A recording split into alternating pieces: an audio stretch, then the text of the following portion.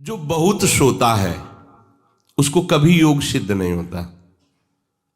सच्ची मानिए, 3 घंटे नींद में काम हो जाता है, अधिक से अधिक 4 घंटे। ये सोना हमारे लिए बहुत हानिकारक है और ये सोना हमारे लिए लाभदायक भी है। दोनों बात समझना। जिसका स्वभाव बन जाता है कि जहां बैठे वहीं सो गए, जहां बैठे, ऐसा हमने देखा है। बैठे 2-4 मिनट जहां एकाग्र घोंटा बजने लगे। ये क्या है? ये दलिद्राएं क्यों? अरे तुम साधक हो, ये दलिद्रता क्यों? क्या यही उपासना में तुमने सिद्धि प्राप्त की है? जहां बैठ जाओ वहां तुम लड़खड़ा गए, लार बहने लगी, सोने लगे, घोंटा बजने लगे। ये दलिद्रता है, ये तमोगुणी है। ऐसा नहीं। एक बार नींद को समय दिया है, 3 घंटे 4 घंटे, आ जाए तो आ जाने, उसको निमंत्रण नहीं देना, राधा राधा राधा, और जग कर फिर वैसे ही अपनी दिनचर्या। कोई भी फर्क नहीं पड़ना। आप अभ्यास कीजिए, कोई फर्क नहीं पड़ेगा। कई दिन बराबर जगने पर भी आपकी दिनचर्या पे कोई फर्क नहीं पड़ेगा। जो अपना स्वभाव बिगाड़ रहे हैं वो अपना नाश कर रहे हैं। अधिक पड़े हैं, सो रहे हैं, ये ठीक बात नहीं है। बार बार जो अधिक पड़े रह करके सोने का अभ्यास किए हैं, वो कहीं भी रहे उनको बार बार नींद सताएगी। पड़े रहने में जिनको सुखानुभूति हो रही, सोने में जिनको सुखानुभूति हो रही, वो भजन क्या करेंगे? जो ज्यादा नींद लेते हैं उनकी गाढ़ नींद कभी नहीं होती है। मतलब अब सो चुके, थक गए, ऐसा नहीं आएगा। उनको बहुत प्रकार से विघ्न पड़ने लगते हैं, स्वप्न आदि आने लगते हैं, नींद का स्वरूप लंबा हो जाता है, 10 घंटे 12 घंटे। हमको एक ने बताया था कि हम केवल भोजन के लिए उठते हैं और अपने कमरे में ही पड़े रहते हैं, 18 घंटे वो सोते हैं। वह क्या जीवन आपका है? ये जीवन है? सोना बहुत हानिकारक है। अरे हम परमार्थ के पति के, जितनी बार नाम जप कर लिए वो हमारे बैंक में जमा हो गया। सो के क्या बर्बाद करना है? 3 घंटे 4 घंटे, इसके 5-6 घंटे वो उनके लिए है जो बहुत श्रम परायण है, परिश्रम करते हैं शरीर से, साधक के लिए नहीं। 3 घंटे पर्याप्त है। आप अभ्यास करके तो देखिए, 3 घंटे में आपको बिल्कुल 24 घंटे के लिए तृप्ति मिल जाएगी। हाँ बिल्कुल ठीक है, अभ्यास कर लीजिए। दिन में लेटे रहने पर भी 1 मिनट नींद नहीं। अभ्यास कीजिए। अभ्यास अमृत है और अभ्यास ही मृत्यु है। आपने जैसा अभ्यास कर लिया, अमृत का अभ्यास किया तो अमृत है, और मृत्यु का अभ्यास किया तो मृत्यु है। भोगों का अभ्यास करना, सोने का अभ्यास करना, प्रपंच में अधिक रुचि रखना, ये सब मृत्यु है। नामामृत, लीलामृत, रूपामृत, धामामृत, इसका अभ्यास करो, अमृत है ये। शरीर उसका बहुत सोने पर भी आलस्य से भरा रहेगा। आलस्य के कारण वो भजन में जे भी बैठेगा 2-4 मिनट में ही माला छूट जाएगा और नींद आ जाएगी। ऐसा दर्शन होता है। वो बहुत कोशिश करते हैं, बस ऐसे हो जाते। ये कैसे हो गया? तुम्हारा क्या अभ्यास है? ऐसे कैसे कोई हम पे ऐसे कैसे हावी हो सकता है? कोई हमारे ऊपर ऐसा कैसे शासन कर सकता है? चाहे नींद हो या काम हो या क्रोध हो, आप क्या हो आप समझो। आप भगवान के अंश हो और आप इतना अधीन होते चले जा रहे हैं शरीर के। सत्संग हो रहा है, आप मुंह बगाड़ के सो रहे हैं। कीर्तन हो रहा है, आपको झटके नींद के आ रहे। धिक्कार है आपको जीवन को। आप साधक हो, आप उपासक हो, ये क्या हो रहा है? जहां आपको संपूर्णतया सावधान होकर चैतन्य रहना है, वो आप सो रहे हो। कैसी आपकी दिनचर्या, कैसी आपकी साधना है? आप हो क्या? विचार करना चाहिए। डांटने की विषय नहीं है, कोई तुम्हें जगाए विषय नहीं है। भगवत कृपा से जीवन में कभी अलार्म नहीं बजाया कि हमको इतने बजे उठना है, पता नहीं उठ पाए कि ना उठ पाए। अभ्यास योग युक्त चेतसा नान्यगामिना। ऐसी स्थिति हो कि हम उठ ना पाए तो बात अलग की है। नहीं, बख्शना नहीं इस शरीर को, अब भाई हमें चलो हम नहीं आ रहे, ऐसा नहीं। अगर सांस है, दम है, बिल्कुल इसको बख्शना नहीं। हम केवल आपको उपदेश नहीं कर रहे, बख्शना नहीं। शरीर के प्रति इतना प्यार नहीं दिखाना कि वो हमारे प्यारे से हमको दूर कर दे, ऐसा नहीं। ये जड़ वस्तु है, ये चैतन्य नहीं है। तुमसे ये चैतन्य है। तुम अपनी चैतन्यता को समझो, इसके अधीन हो रहे हो। ये तो बहुत बुरा लगता है जब कोई साधक सत्संग में या माला लेकर भजन करने में या पाठ करने में सो रहा है, तब लगता है। ग्रंथ सामने खोड़ा है, थोड़ा पाठ कर ऐसे ऐसे। एक जगह दर्शन कर ले जाते थे, वो भागवत का स्वाद है। वो श्री जी के सामने भागवत पढ़ते पढ़ते नाक और माथा पूरी भागवत में रख दिया, और 2500 लोग आ जा रहे हैं ऐसे। तो उनको जैसे कहते हैं, पंडित जी श्री हरिवंश, हाँ हाँ श्री हरिवंश। अब ये हो क्या रहा है, ये क्या हो रहा है? अगर आपके अंदर नींद है तो आप चैन से 1-2 घंटे सो लिए दीजिए और फिर बैठिए, चैतन्य होकर बैठिए। ये अपमान है शास्त्रों का। आप चैतन्य घन प्रभु के वचन पढ़ रहे हैं, आपको नींद आ रही, प्रभु की चर्चा हो रही, आपको नींद आ रही। कभी विषय चर्चा में आपको नींद आई? कभी फिल्म देखने में नींद आई? नौटंकी नाटक देखने में, रिश्ते नातेदारों से बात करने में, रिश्ते नातेदारों, आपका लड़का विदेश में रह रहा हो, उसकी कोई बात बता रहा हो, आपको नींद आएगी? नहीं आएगी। लेकिन अपने परम प्राण स्वरूप आत्म स्वरूप श्री प्रियालाल की चर्चा हो रही, आपको नींद आ रही है। अब हो क्या हो, जरा विचार करके देखिए। तो ये आलस्य के कारण उसके भजन में भारी बाधा हो जाएगी। उसका योग कभी सिद्ध नहीं होगा जो अधिक सोता है। सबसे प्रार्थना है, आप अपने लिए नींद का समय निश्चित करें अपने हिसाब से, शरीर का परिश्रम देख करके। अब जैसे जो उपासक रात भर सेवा में लगे रहते हैं, हम उनके लिए कहेंगे कि चाहे दिन हो चाहे रात हो, आप 4-5 घंटे आराम से सोइए। प्रार्थना है कि सोइए, क्योंकि आप जवान साधक हैं। सोएंगे तो आपकी इंद्रियां फिर भजन में लगेंगी। आप अपने को देखिए, यदि आप कोई सेवा बल वाली नहीं करते हैं तो 4 घंटे से ज्यादा आप नहीं गए। अच्छा उपासक 3 घंटे में हो जाता है। अब आप लोग देख लीजिए, अपनी एक दिनचर्या में नींद का समय आप निश्चित कीजिए, और जो निश्चित कीजिए उसे कम से कम 10 वर्ष तो निभाइए। यहां 2-4 दिन में दिनचर्या बदल जाती है, ऐसे नहीं होना है। साधु का ऐसा नहीं होता।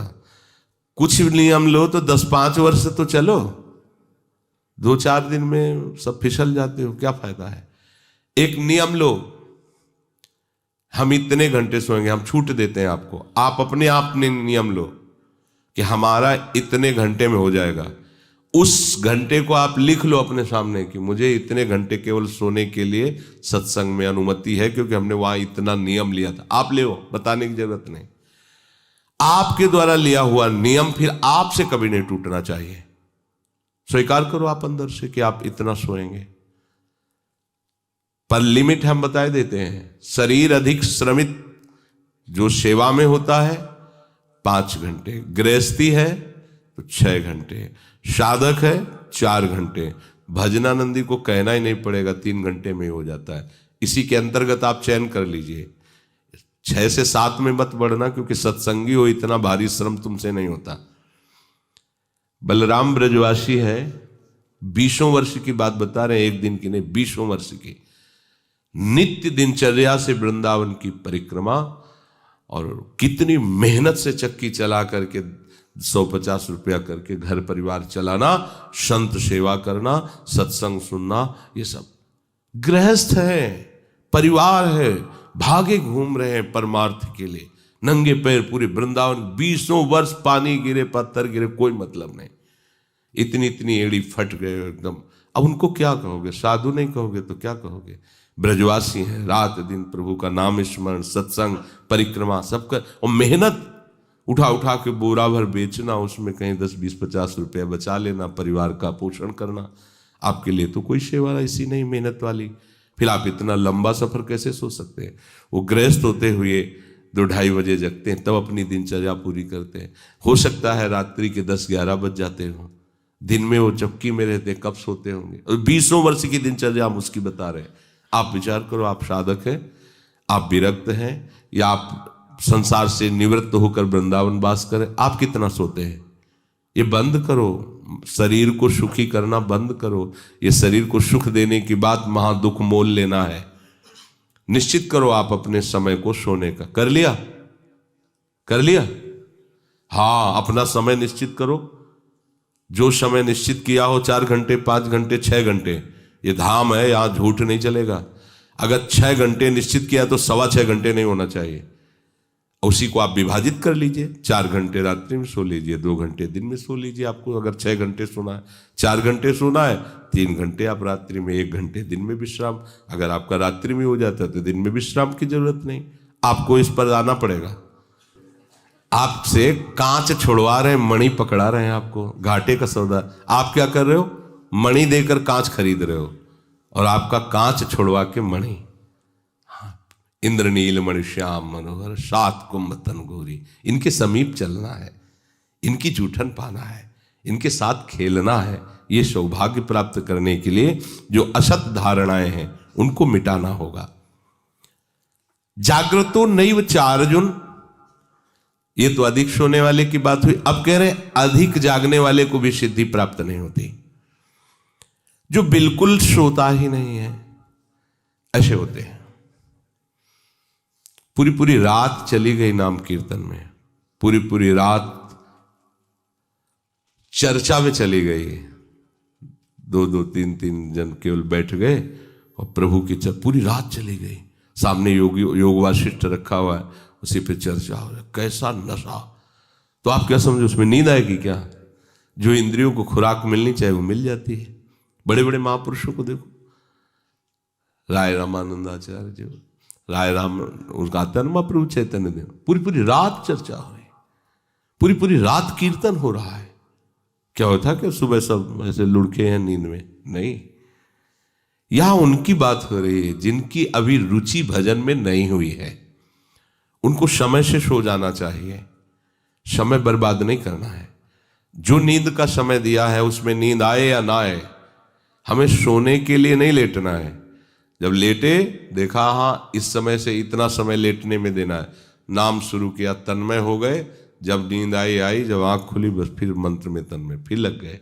ये भजन है, इसको ऐसे प्रमाद में मत डालिए। यहाँ दिनचर्या हो गई, अब पड़े हैं, करवट बदल रहे हैं, समय निकलता चला जा रहा है, आज सत्संग में क्यों नहीं आए, सो गए थे, ऐसा नहीं होना चाहिए। जो बिल्कुल नींद नहीं लेता उसका अभ्यास ठीक नहीं होगा, वो निरंतर भजन में बाधा पहुंचा देगा। जो ऊंचाई पर चढ़े हुए महापुरुष हैं वो सत्संग और नाम कीर्तन और भगवत चिंतन से ऐसी सामर्थ्य प्राप्त कर लेते हैं कि वो कई दिन भी ना सोए तो उनको विक्षेप नहीं होगा कि परेशान है, इनको तो नींद ही नहीं आई है। क्योंकि उनके जागने में इंद्रियों को वो सब मिल जाता है जो सांसारिक पुरुष को नींद में इंद्रियों को विश्राम मिलता है, उनको भजन में मिल जाता है। परंतु उस स्थिति तक पहुंचने के लिए समय से सोना आवश्यक है। जब विश्राम और इंद्रियों को खुराक नींद की मिल जाती है तो वो भजन में हमारा ज्यादा सहयोग करते हैं। इसलिए उचित समय निश्चित करो नींद का, और उतना ही आप उसको शयन के लिए दो, नींद आए या ना आए, ठीक समय पर उठ जाओ। उठने की प्रवृत्ति का होता है कि सबसे पहला काम, जहां आपकी घड़ी पे दृष्टि गई कि हमारा समय उठने, तो सबसे पहले बिस्तर से हट जाओ। आप ओढ़े हो उसको तुरंत हटाओ। गर्मी है, आप पंखा एसी जो भी चला, तुरंत पहले उसको बंद करो। सुविधाओं को पहले हटाओ, फिर बैठ जाओ। कुछ देर नाम जप, गुरुजनों का चिंतन, फिर अपनी दिनचर्या प्रारंभ। जो कंबल में ऐसे रजाई में ओढ़े ओढ़े ही सोच रहे अभी तो 2 बजने में 10 मिनट बकाया, 10 मिनट में उठ जाएंगे, तो ऐसा वो विक्षेप हो जाएगा कि वो 2 घंटे आपको समझ में नहीं आएंगे। फिर 4 बजे आप उठो, 4 तो 4, बहुत गलती हो गई। ऐसे नहीं किया जाता। अपने लोगों ने ऐसे अभ्यास नहीं किया, तुरंत फेंको, तुरंत खड़े हो गए। पता है कि बैठेंगे तो नींद आई जाएगी, चलते हुए भगवत स्मरण कर रहे हैं, जल पिया, शौच स्नान अपनी दिनचर्या में।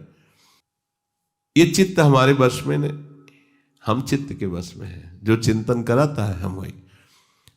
कल एक उपासक प्रश्न कर रहे थे कि कभी कभी हमारा मन कहता है हम निहाल हो गए, कभी कभी मन हमको कहता कि कुछ नहीं मिला। तो तुम मन को गुरु माने हो क्या? मन को आराध्य देव माने हो क्या? मन को अपना मित्र माने हो क्या? ऐसे सलाहकार की क्या बात कि कभी कभी कहता है तुम जीवन मुक्त हो गए, कभी कभी कहता है तुम विषयी हो। उसकी बात थोड़ी माननी है। वो अपनी स्थिति बता रहा है, मन तुम्हारी स्थिति नहीं बता रहा है। जब कभी भगवदानंद में तो मन कहता निहाल हो गया, और जब विषयानंद में तो लगता मैं फंस गया। तो तुम उसको देखने वाले हो, तुम उसको चलाने वाले हो, तुम ही से वो चल रहा है तुम्हारी शक्ति से, तो तुम रो काहे को रहे हो, व्यथित क्यों? मतलब कोई भी प्रश्न करने के पहले आपने चिल्ला के रो दिया, अब सब प्रश्न का रहस्य नहीं मिल पाएगा आपको, क्योंकि पहले ही देख लिया कि आप नहीं। गंभीर, किसी संत के पास जाने के लिए पहले गंभीरता पूर्वक प्रश्न करो। कोई भावुकता की बात आ रही है, आप रो देते हो तो अच्छी बात है। अब आप प्रश्न कर रहे हो, पहले तो चिल्ला चिल्ला कर रो रहे हो, पूरा वातावरण जो है आपने गंभीरता से रहित कर दिया। और दूसरी बात, आप समझोगा कि क्यों रो रहे हो। अगर प्रियाजू की प्राप्ति के लिए तो सभा में चिल्ला के रोने की जरूरत क्या है? प्रियाजू की प्राप्ति के लिए तो एकांत में रोइए, खूब नाम जप कीजिए। अगर सभा में आए हैं प्रश्न करने के लिए तो गंभीर रहिए और मुस्कुराते हुए प्रश्न कीजिए। ये रोना धोना नहीं, ये एकांत का विषय, अपने आराध्य देव के विषय में कभी भाव आ रहा है तो बात अलग की है। हम चित्त के अधीन हो गए हैं, बस इसको सुधार करना है। चित्त की 5 अवस्थाएं होती हैं, उसी को मन कहते हैं, उसी को बुद्धि कहते हैं, उसी को अहम कहते हैं, समझना। उसकी वृत्तियों के कारण अलग अलग नाम पड़ा है ना। पूरे को एक हृदय कहते हैं, बोले मैं हृदय से कहता हूं, मतलब संपूर्ण अंतःकरण से कहता हूं। अंतःकरण 4 इसलिए हो गए कि उसकी वृत्ति 4 है। एक का काम है निश्चय करना, संकल्प विकल्प करना, चिंतन करना और क्रिया को स्वीकार करना। एक ही हृदय में 4 बातें होती हैं। तो जो निश्चय उसे बुद्धि कह दिया गया, जो संकल्प विकल्प उसे मन कह दिया गया, जो चिंतन उसे चित्त कह दिया गया, क्रिया को स्वीकार करना उसे अहम कह दिया गया। है एक ही हृदय। उसी हृदय को हम जब बात करते हैं तो उसे 4 रूपों में करते हैं। तो मानो अगर मन की बात चल रही तो चित्त आ गया, बुद्धि आ गई, अहम आ गया। चित्त की बात चल रही तो उसमें मन आ गया, बुद्धि, क्योंकि एक ही हृदय की बात हो रही। तो 5 अवस्थाएं मानी गई हैं। बहुत ध्यान से सुने तो इसमें हम अपने चित्त को भगवदाकार कर सकते हैं। चित्त की 5 अवस्थाएं शास्त्रों में ब्रह्म ऋषियों ने मनन करके पाया है। मूढ़ता, मूढ़ अवस्था, क्षिप्त अवस्था, विक्षिप्त अवस्था, एकाग्र अवस्था और निरुद्ध अवस्था, ये 5 अवस्थाएं पाई गई हैं। इनमें 2 से भजन नहीं होता। जिनके चित्त में ये 5 में 2 पहली वाली अवस्थाएं जोर की होती हैं, मूढ़ अवस्था और क्षिप्त अवस्था, उनसे बिल्कुल भजन नहीं होगा। वो पाप प्रवृत्ति में ही चित्त लगाने वाले जन हैं, उनसे भजन बिल्कुल नहीं होगा। जिनके ये विक्षिप्त, एकाग्र और निरुद्ध ये गौड़ हैं, एकदम दबे हुए हैं, और मूढ़ता और क्षिप्तता ये जागृत है, बहुत विशाल, उनसे भजन नहीं होगा, साधन नहीं होगा। वो पापाचरण रत रहेंगे, दान पुण्य भी करेंगे तो अहंकार की धरा में होगा। अब यहां से शुरू होता है साधन। विक्षिप्त से कभी भजन होता है, कभी विषय चिंतन होता है। ये विक्षिप्त चित्त का होता है।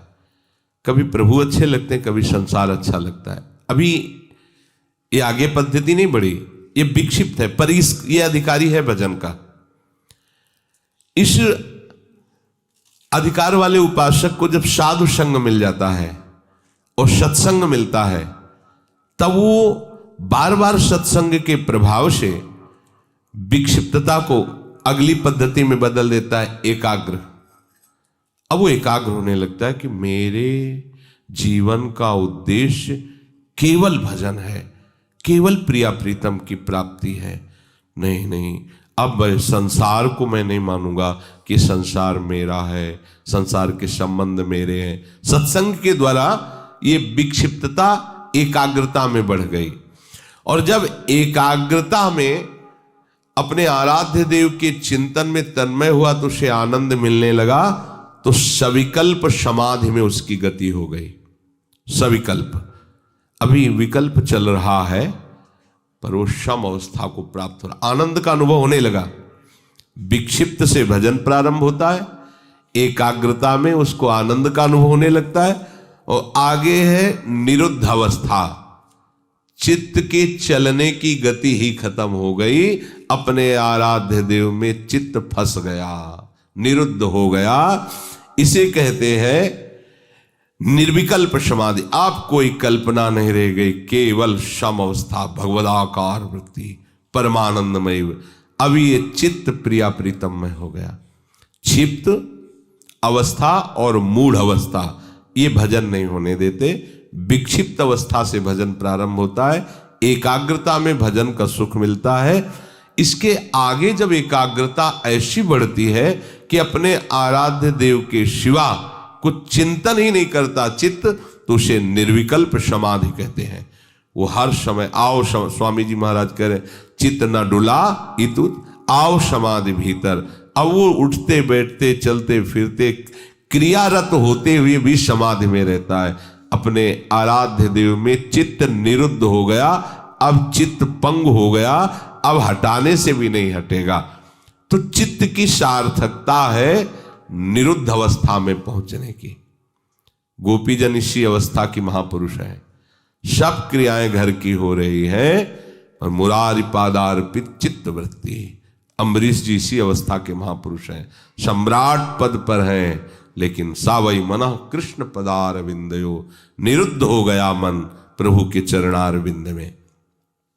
यदा विनियतम चित्त मात्मन्ये वावतिष्ठते, जिस काल में चित्त आखिरी अवस्था को पहुंच जाता है, निरुद्ध अवस्था। एकाग्रता में भी पहुंचना बहुत बड़ी सिद्धि है, पर अपने लोग जो सब हैं विक्षिप्त अवस्था में है। कभी संसार का आकर्षण, कभी प्रभु का आकर्षण। लेकिन मूढ़ता और क्षिप्तता में प्रभु का आकर्षण होता ही नहीं है। वो उसी में लगा रहता है प्रपंच में, बस लड़का बच्चा परिवार खाना कमाना, धर्म से धन आवे या अधर्म से आवे, इसका कोई भेद उनके अंदर नहीं। धन आना चाहिए, भोग सामग्री मिलना चाहिए। जो विक्षिप्त अवस्था से भजन प्रारंभ होता है वो संत संग से एकाग्र होता है, और भजन का जहां आनंद मिला वो निरुद्ध हो जाए, फिर छोड़ नहीं सकता। फिर तो चित्त प्रभु के चरणों में, या चित्त चोर ने चित्त को चुरा लिया। ये जो स्थिति है उसे कह रहे हैं विनियतम चित्तम यदा। यदा माने उस समय जिस काल में चित्त निरुद्ध अवस्था को प्राप्त हो जाता है, वो स्थिर हो जाता है अपने स्वरूप में, आराध्य देव में। चित्त भगवदाकार हुआ कि अपना वपु अनुभव में आ जाता है। जो स्वरूप है सहचरी वपु, सहचरी वपु अपने आराध्य देव के समीप ही होती है। इसलिए आराध्य देव अलग से ध्यान में नहीं आते, अपने को वहीं देखता है प्यारी जो प्यारे जो के समीप। जब राधिका श्याम प्रसन्न भये तब नित्य समीप सु खैंच लये, और हरिवंश समीप सदा तिनके, सुख संपत्ति दंपति जो जिनके। तो हम अभ्यास करें,